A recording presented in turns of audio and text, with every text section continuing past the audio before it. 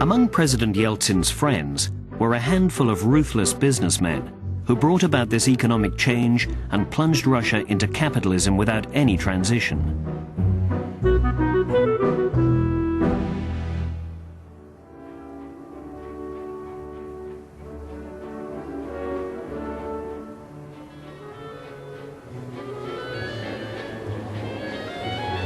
These captains of industry, who were soon labeled oligarchs, had only one aim: to get as rich as possible, as quickly as possible.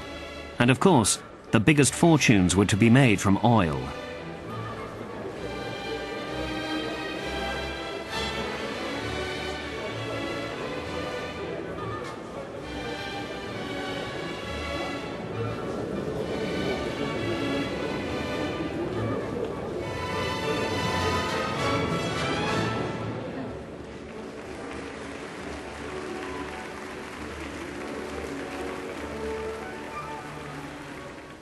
An incredibly successful businessman, Mikhail Khodorkovsky was the embodiment of the new age.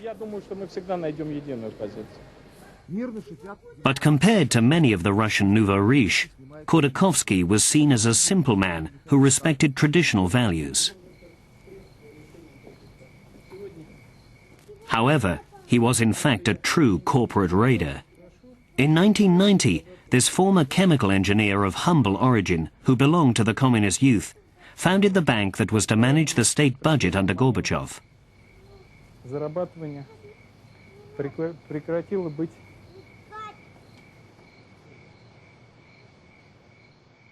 Yeltsin trusted the bank with the privatization of Yukos, one of the greatest oil companies of the Soviet era. And surprisingly, the bank itself bought it for a paltry sum of $350 million.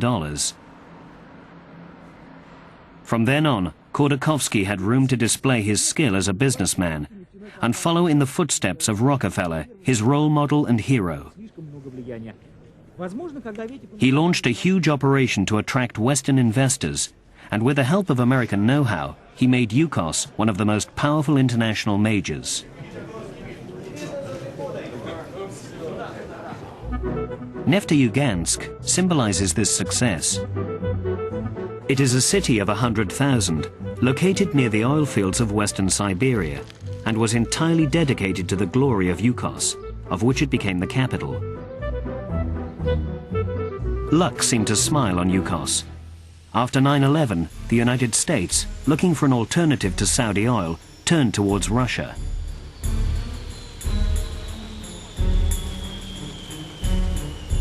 A honeymoon period for Putin and President Bush followed.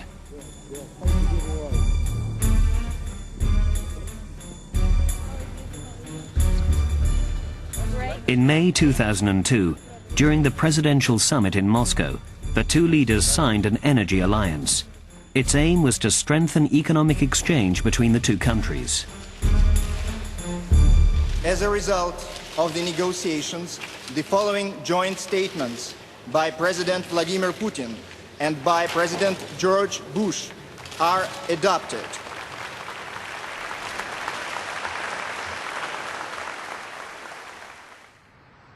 It took shape 5 months later in Houston, Texas, the world oil capital.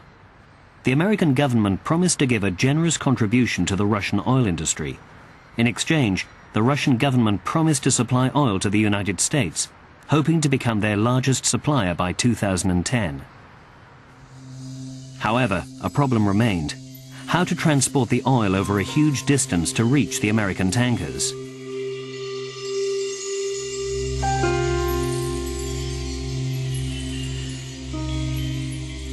After the Houston Agreement, 4 Russian companies, including Yukos, agreed to build a private oil pipeline. Its aim was to link Siberia to Murmansk, the only port on the Barents Sea to remain ice-free all year round. It is also famous for the 122 Soviet nuclear submarines that have been left to decay there. The monumental pipeline would transport oil 2,500 kilometers to gigantic tankers destined for Texan refineries.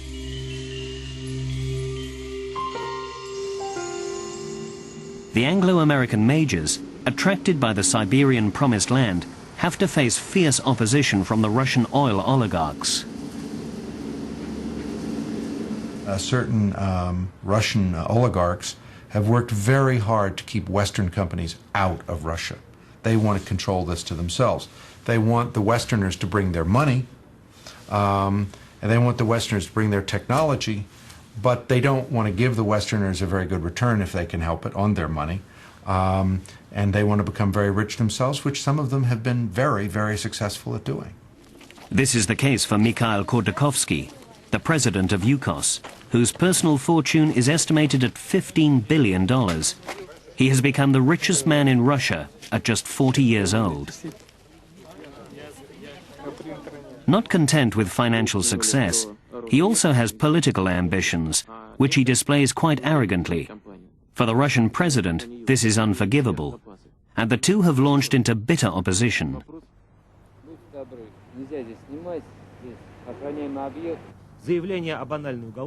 This is how the Yukos affair started. Khodorkovsky, labeled the Russian Rockefeller, was accused of tax evasion, large-scale swindling, and dilapidation of property. It was with very little consideration that the headquarters of his company were searched and documents seized.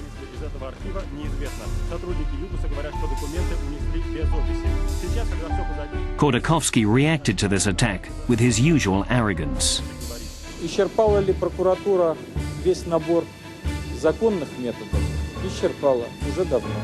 Исчерпала ли она весь набор незаконных методов? Нет, конечно, незаконные методы у нас имеют гораздо большую историю, и, слава богу, я надеюсь, что часть из них в современном обществе просто невозможна.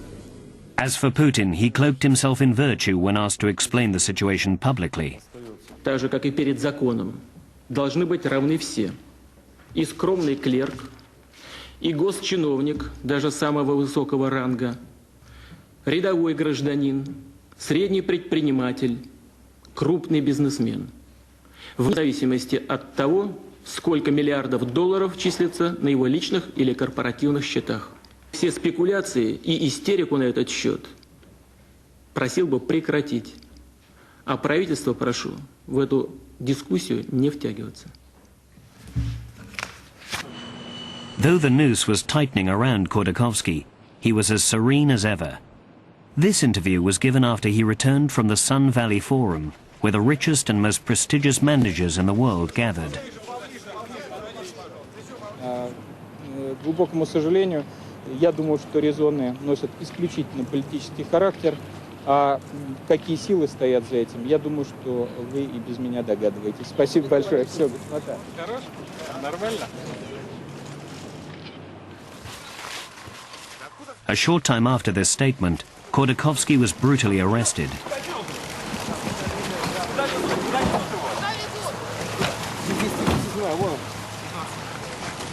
After an expeditious trial, he was sent to prison for 5 years. This sentence was widely approved of by the people, although many think he got off lightly.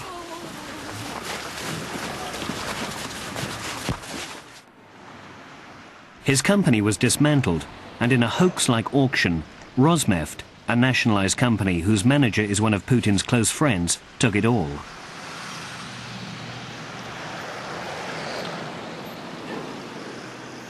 The Yukos affair sounded a warning for the oil oligarchy and for the majors of other industrialized countries.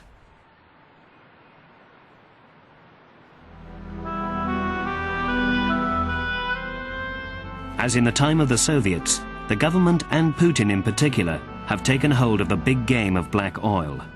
The majors, whose Russian misadventures taught them a bitter lesson, would rather operate in countries more open to foreign investors. One example is the newly independent countries of the Caspian Sea, whose craving for Western money responds to the majors' greed for crude.